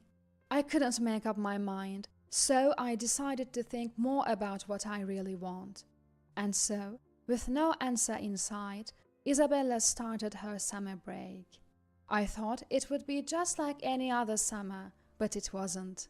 Ethan kept insisting on taking Isabella to his parents' house. He usually doesn't want to go because it's a hassle, and since it's just in the next town, we can go anytime. And during summer break, I'm usually busy with work. When we visit his parents, we usually stay for a few days. Even though they are close by, the time Isabella can spend with her grandparents is limited. But I can't take consecutive days off during this period. Does he know that and still ask anyway? As I ponder it, I remembered that this summer was different from all the rest. Right, Ethan is having an affair. Could he possibly be using the trip home as an excuse to do something? If I'm lucky, could I obtain evidence of his affair? With these thoughts in mind, and feeling that I couldn't decide my course of action without proof, I allowed Isabella and Ethan to make the trip home together. The day they left, Ethan, grinning more than usual, said, "We're off," as he drove Isabella to his parents' house. That's suspicious. He usually seems so much more bothered. But with no idea of what might actually happen, and the distance to his parents' house being a significant obstacle, obtaining evidence wasn't going to be easy. After sending them off, I rummaged around the house but found nothing. I knew it wouldn't be that simple. As I was exchanging voice messages with Isabella via the GPS, I was about to give up on finding any proof. The next day, After searching all night for evidence and not finding any, I went to work with a tired face from the lack of sleep. Everyone was worried about me, but I brushed them off with a laugh, saying, "The heat kept me awake." As I exchanged messages with Isabella during my work breaks, I was expecting another fruitless day. But then I noticed something odd. Although Isabella was supposed to be at her in-laws, the GPS was acting strangely. It was moving. Sure, she might go somewhere, but the GPS showed Isabella heading towards a street lined with pubs. I had a bad feeling about this. In a rush, I told my manager, "I'm not feeling well," and decided to leave work early. While I was doing that, the GPS stopped at a shop in the city. The name of the shop was Amore Club, Love and Me. This is a romantic hotel. Isabella brought the GPS to a hotel? What? I was confused. What if she was involved in some kind of trouble? Isabella hadn't responded to the messages I had sent her yet, so in a panic, I called Ethan's parents' house. "Hello, I'm sorry for the sudden call. Is Isabella there?" I didn't know if Ethan's mother, father, or even Ethan himself had answered the phone. "Chloe, Isabella just left with my son to go play. What's the matter? You sound so panicked." The person on the other end was Ethan's father. Hearing that Ethan and Isabella had left together, I felt a wave of relief. "I'm glad she's safe." But as soon as the relief washed over me, a question popped up in my mind. Why is Ethan at a hotel with Isabella? Could this be the evidence I've been looking for? Just as I was thinking this, I got a reply from Isabella on the GPS. I told Ethan's father, "Can I call you back later?" and abruptly ended the call. Then I quickly responded to Isabella. "What are you doing now?" "I'm waiting in the car for Dad." I checked the GPS location again in case I was mistaken. It's still the hotel. No matter how many times I look, it's the hotel. Did he just abandon Isabella in the parking lot of the hotel? I felt myself losing control. More than having definite proof of the affair, the fact that he brought Isabella to such a place was unbearable. Ethan's father had said that Ethan took Isabella out saying he was going to have some fun. So he was using Isabella as a cover-up. I can't believe how foolish he's been. This definitely calls for, no, needs a consequence. I messaged Isabella. "Mommy is coming to join you there." Then I called my father-in-law back and told him everything. He adores Isabella and was furious. Just hearing Ethan seems to be at the hotel with Isabella, he blurted out, "What on earth is he doing?" Thinking about her father and his mistress at a hotel. If Isabella understood what that meant, she'd definitely be upset. Before Isabella realized anything, my in-laws and I decided to remove her from the situation. Luckily, the hotel was near a station, so I hopped on the train while my in-laws drove there. As we entered the hotel's parking lot, sure enough, our car was parked. Isabella, who knew we were coming, was innocently waving from inside the car. I quickly unlocked the car with my spare key and hugged Isabella. "I'm sorry for leaving you alone here." "But I'm not alone. Daddy's just late." Isabella pouted. Promising a fun day out and then making her wait in the parking lot wasn't right. It was awful. Mommy will make sure he pays for it. I didn't say it out loud, but I promised Isabella. For now, I convinced Isabella to go home with my in-laws.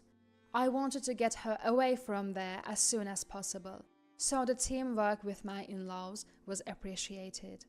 Then I climbed into the driver's seat of Ethan's car and waited. Of course, just waiting wasn't fun at all.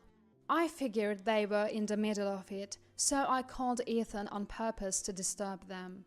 "Hello, is that you?" I intentionally used a laid-back tone to gauge Ethan's situation. Hey, I'm driving right now. Don't call me out of the blue. Call me later. Oh, your car's right here? What exactly are you driving, I wonder? I couldn't help but chuckle. Oh, okay, gotcha. Your parents will be there to pick her up soon. Just letting you know. What? Of course, it was a lie. Because my in-laws had just left. Knowing he was having fun in the hotel room made me so mad. I thought this was the best way to wrap it up quickly. I hung up, and not long after, Ethan rushed out to the parking lot, with a woman trailing behind him, her hair all messed up. They seemed to be in a bit of squabble. Well, that makes sense. He probably intended to be in the room for at least 3 hours. My call likely forced him to interrupt his rendezvous, and he had to rush out of the room.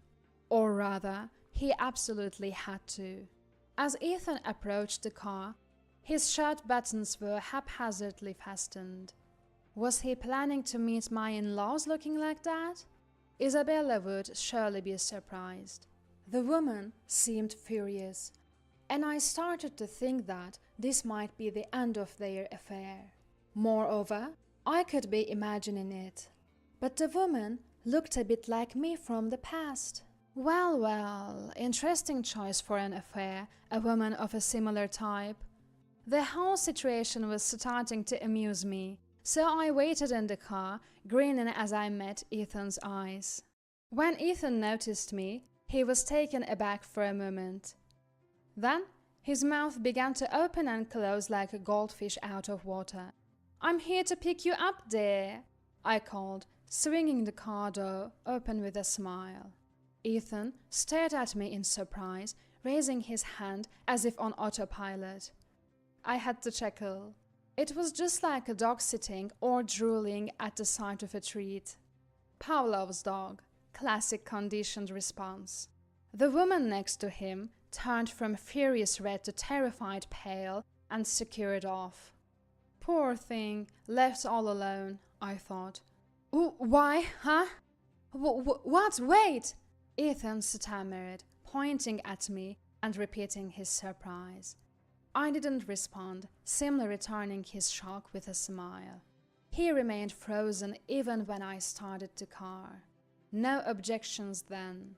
Well, you can walk home then, I'm going ahead, I declared and drove off. A guy who abandons Isabella in the parking lot deserves the same. Serves you right. Think about what you've done. I saw Ethan chasing the car in the rearview mirror, but I didn't slow down. His lover seemed to have left already, leaving no one to rescue him. Now, I guess I'll just wait for you back at home. Driving back to my in-laws, the whole situation seemed amusing.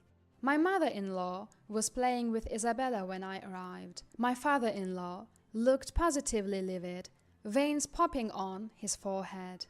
This place is hell, I thought as Ethan finally trudged home. It had taken him 5 hours to walk back from the hotel, a distance that should have taken about 2. He must have really dreaded coming back. I'm home. Ethan mumbled as he timidly stepped inside. My father-in-law shot him at a fierce glare. "Who the hell are you? You don't have permission to enter. Get out!" Wait! Dad, please!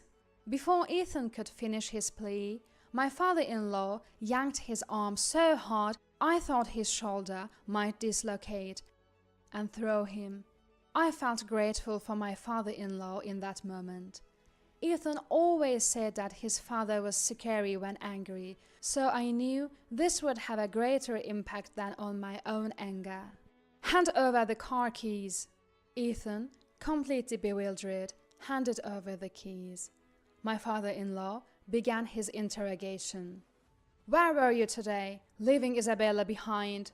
I'm asking you, where were you?"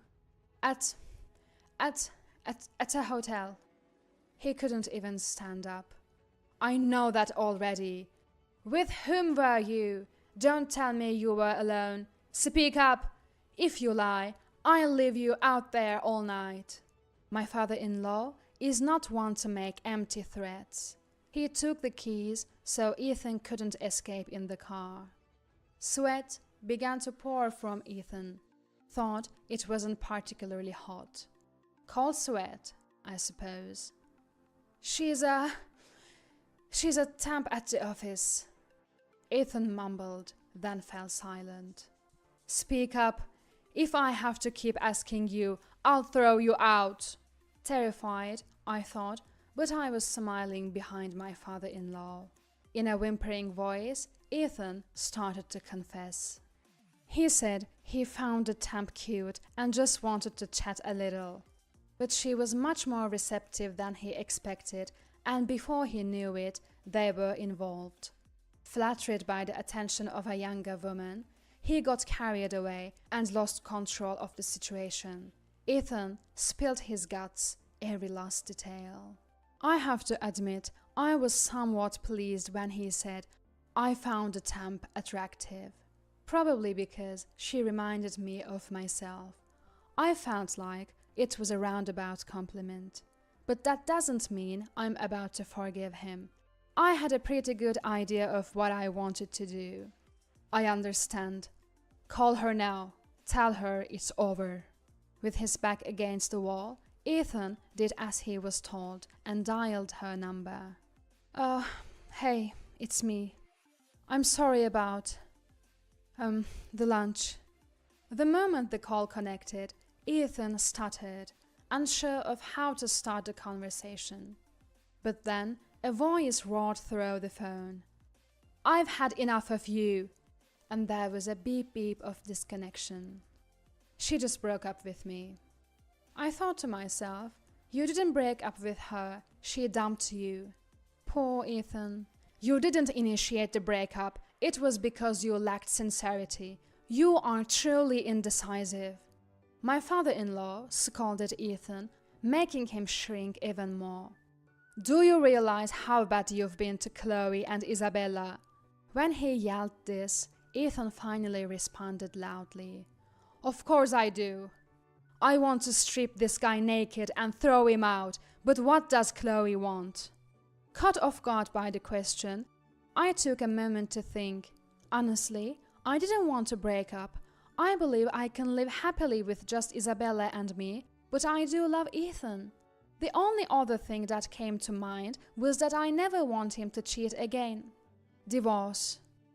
The moment I muttered the word, Ethan jolted, his shoulders shaking. Please, anything but divorce. I was wrong. I betrayed you and Isabella. I was the worst. Well, he's not wrong there. He's just stating the obvious. Thought it did amuse me slightly. He repeated, I'm so sorry, again and again, offering a deep apology. His face was hidden as he bowed low to the floor, but I could tell from his voice he was sobbing. I'll never cheat again, he pleaded, to which I finally replied. Sign the divorce papers. I'll keep them. Depending on your behavior, I can file them at any moment. At my words, Ethan lifted his head, perhaps thinking he had dodged a bullet. And you are on an allowance from now on. Only enough for lunch, and you'll do the housework. Ethan's face, which had momentarily brightened, dimmed slightly. Also, we are putting GPS on your phone, and you're not allowed to go out alone with Isabella. Either I or your father will accompany you. I continued laying out the terms. Go immediately when I ask you to shop. Fulfill all my requests. Oh yes, when I say housework, I mean everything from taking out the trash in the morning, shopping, cleaning, preparing dinner, to doing the laundry for the next morning. It's an all-day task. In other words, he'd have to become our own personal errand boy. There's no dignity as a husband or a father in that. If that's okay with you, then I won't divorce you. But remember, this isn't valid if I'm upset. I can't believe the audacity of what I'm saying. I'm basically telling him to keep me pleased all the time. But in the end, he's the one at fault. This much should be permissible. If he's busy, he won't have the time or the mind to cheat, right? Ethan, with a tearful expression, agreed, saying, "I'm fine with that." Immediately, my father-in-law interjected, "Not I'm fine with that, but thank you for going that far for me, right?" As advised, Ethan corrected himself. It seemed like I had completely exploited his weakness and didn't allow him any say. 6 years have passed since then. I still keep the divorce papers locked in a drawer, out of Ethan's reach. Ethan doesn't seem to be showing any signs of cheating either. Rather than trying to keep me happy, it seems to have become a natural part of him. No wonder our teenager daughter, Isabella, still mocks him, saying, "Your actions back then were just unthinkable." Ethan seemed to find being disliked by Isabella several times more painful than being scolded by my father-in-law or me. As Isabella grew, his determination to be a better husband became more and more apparent. Thanks to that, I'm happy. Don't misunderstand. It's not that I have forgiven Ethan for his one-time mistake. The agreement I made with Ethan at that time, to not divorce him, was to protect my own happiness. My ultimate goal was for the three of us in this family to live harmoniously. Even if Ethan had wanted to break up, the conclusion would have been the same. I had no intention to divorce, even if it meant binding a resistant Ethan. However, as long as he fears being served divorce papers, I suppose it's okay to think that we're in love. Now, Ethan cherishes our family, not because he's bound to me, but of his own accord. That's why this story is about the most challenging time in my life. Looking at my family now, I can confidently say that such a thing will never happen again. As evidence, I'm very happy now. I want everyone listening to this to know. Don't think you can easily destroy the family I've built. Even if the world turns upside down, I won't let go of Ethan, just so you know.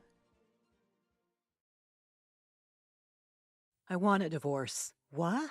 On the day I turned 40, my husband suddenly brought up the subject of divorce.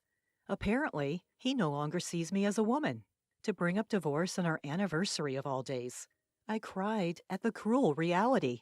But this divorce turmoil would steer things in an unexpected direction. My name is Rachel. I've been married to my husband Luke for 5 years, and he's 10 years younger than me. We met when I was 35. I was pursued intensely by Luke, who was only 25 at the time. I did have feelings for him, but I was also nervous about starting a relationship. That nervousness was about our age difference. Being 10 years older than him, I could never fully gain confidence in myself. I felt older compared to his friends and feared that he might get tired of our age difference someday. With those thoughts, I couldn't muster the courage to start dating him. As if he saw through my insecurities, he always had kind words for me. "I truly want to marry you, Rachel. Would you consider it?" "I'm flattered, but I'm 10 years older than you, Luke. I might not be able to have children." "Even so, I want to be with you, Rachel. Even if we can't have children. As long as you're by my side, that's all that matters to me." "But I'll age faster than you, you know? I'll get wrinkles and age spots much sooner. I might even become unable to walk." "I don't care about any of that. No matter how old you get, I'll love you forever." With those words, he held me close. In that moment, I could feel the anxieties within me evaporate. Instead of using my lack of confidence as an excuse, I decided to trust him. That's when I accepted his proposal, and we became officially married. We essentially had a whirlwind marriage, but I never regretted it. From then on, it was a daily effort. Although I was definitely older than when we first met, I kept my figure by jogging daily and paid special attention to my skincare. All of this was for my husband. I did it so that he, being younger, would never feel embarrassed to be with me. With that sole intention, I've been putting in my efforts. Time flew, and today is our 5th wedding anniversary. It also happens to be my 40th birthday. When I came home from work with the cake, my husband was already there. I'm home. I brought cake. Hey, can you sit down? I have something to talk about. Huh? What? Something to talk about? Are we going on a trip or something? But Luke's expression seems gloomy.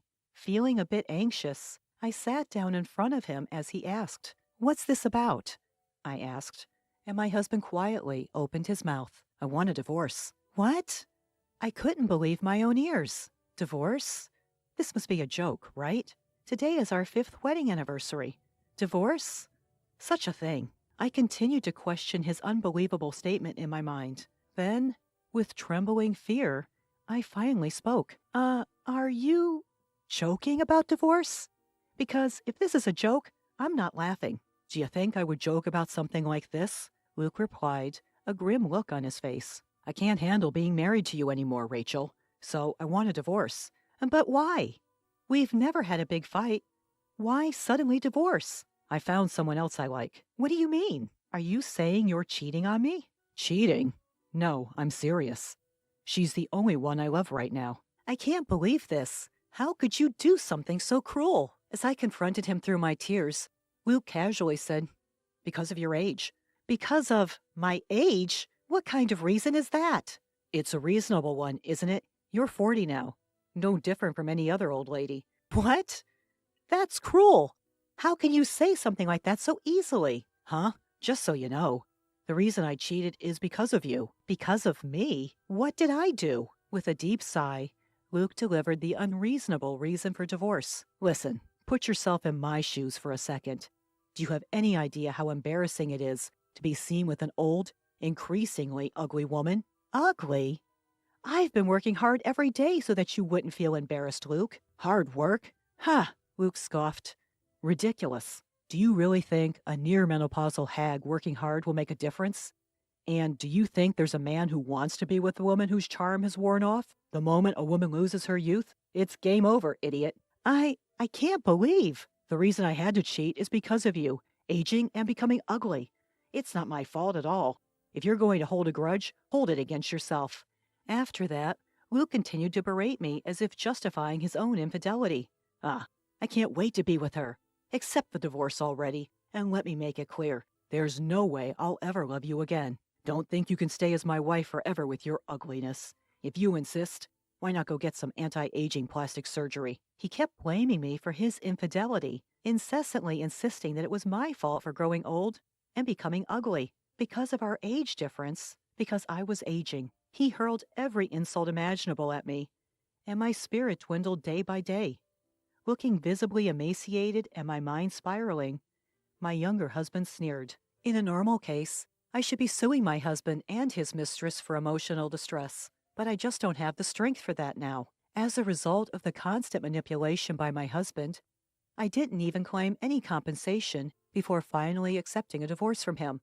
Some might think I should have confided in someone, but who could say we were divorced because I was ugly? I was so crushed by my feelings of inferiority. In the end, I told my family and friends that we divorced because we couldn't have children. Ever since, I stopped going to work and shut myself in at my parents' house. I didn't go out, and I only spoke to my parents minimally. Having lost confidence in myself, I wanted to cut off any connection with the outside world. Seeing me like this, my mother took me to a well-known psychiatrist. When my name was called and I entered the room, the doctor looked at me wide-eyed. Huh? Is it really Rachel? Rachel Smith, right? Huh? Do you remember me? We were in the same class in junior high. It's me, Taylor. What? No way. That, Taylor?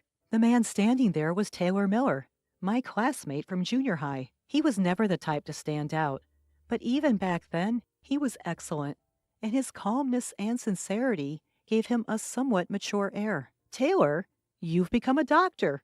I'm so surprised. No, I'm the one who's surprised. I never thought I'd run into you here, Rachel. You're as beautiful as ever. What? His casual comment made me blush instantly. Feeling embarrassed at flattering myself with his compliment, I quickly denied it. Stop with the flattery. My husband called me old and ugly before he left me. So that's what happened. Is that why you're here today? Well, it's okay. I'll listen to everything. Can you talk to me about it? Looking at his gentle smile, tears well up in my eyes. I nodded silently and slowly began to recount what had happened. My husband called me ugly and left me, even though he promised he'd love me forever. I see. That must have been tough. Yeah, it was tough. I felt like my whole self had been denied. Each time I opened my mouth, tears spilled out, and I couldn't speak properly. Still, he listened to my story to the end. As a doctor, thank you for talking to me. You really did your best, Rachel.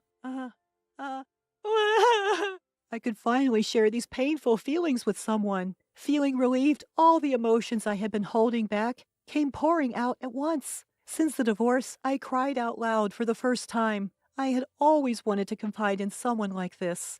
I wanted help, and he was the one who saved me. In the end, he looked straight at me and said, "It's okay. You're beautiful, Rachel. You were back then, and you are now. So I want you to have more confidence in yourself." Taylor, I could feel the negative emotions that had frozen in my chest slowly melting away with his words. I felt the weight I had been carrying lighten considerably. 2 years later, as I was walking in the town, I noticed a figure approaching me. When I looked up, it was my ex-husband. "Rachel, long time no see."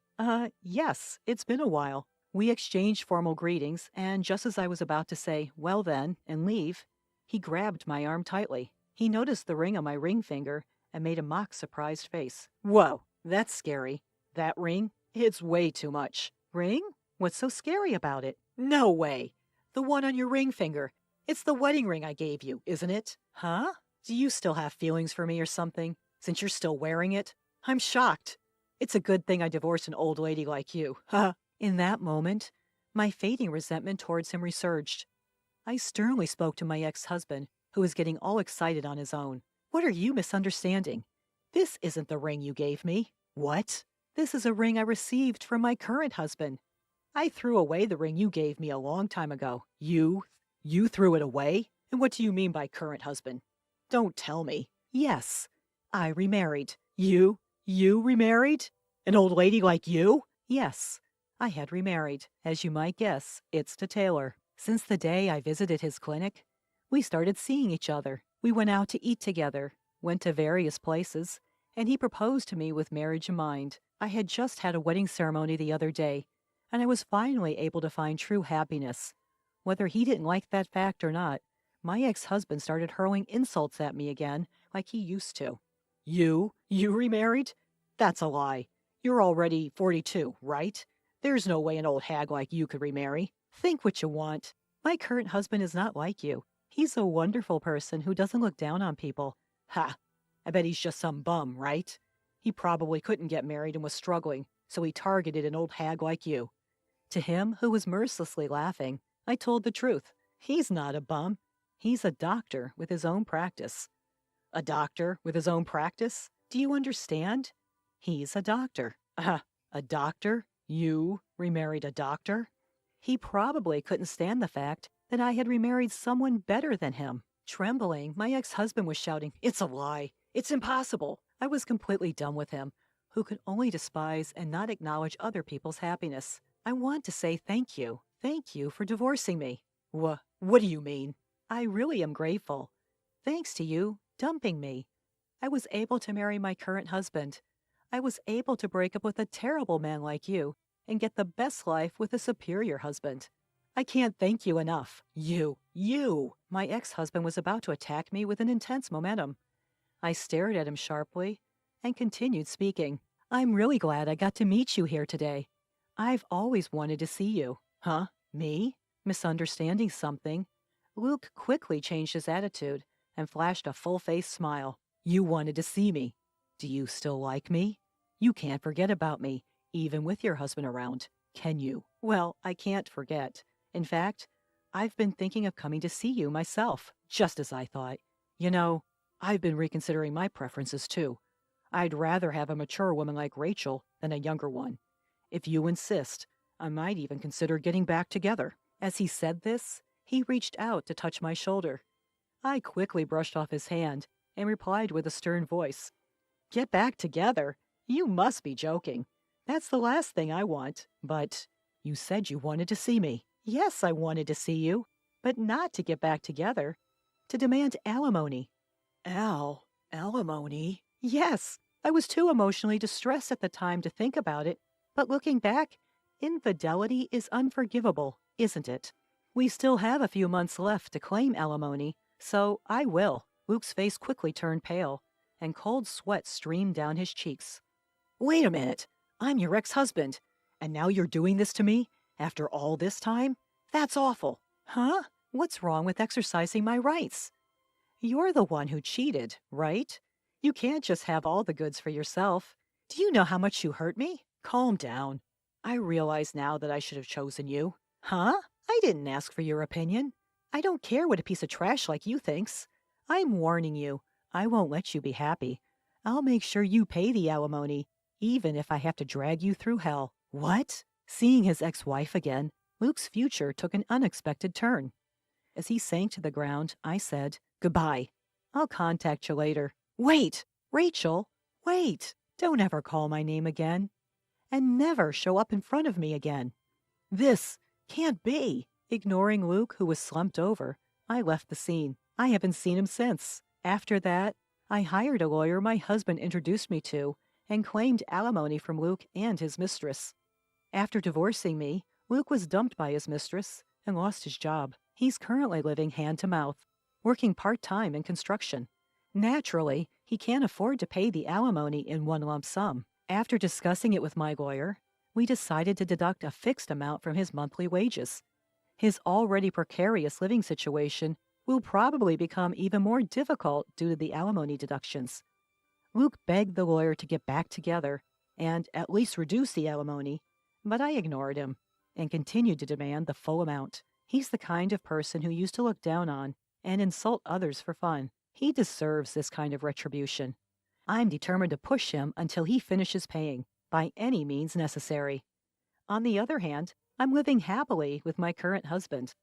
We're the same age, so there's no belittling each other, and I don't feel inferior. Rachel, you look beautiful today. Stop it. But thank you. No, it's the truth. I can't thank my husband enough for saving me. From now on, I'll live confidently for him.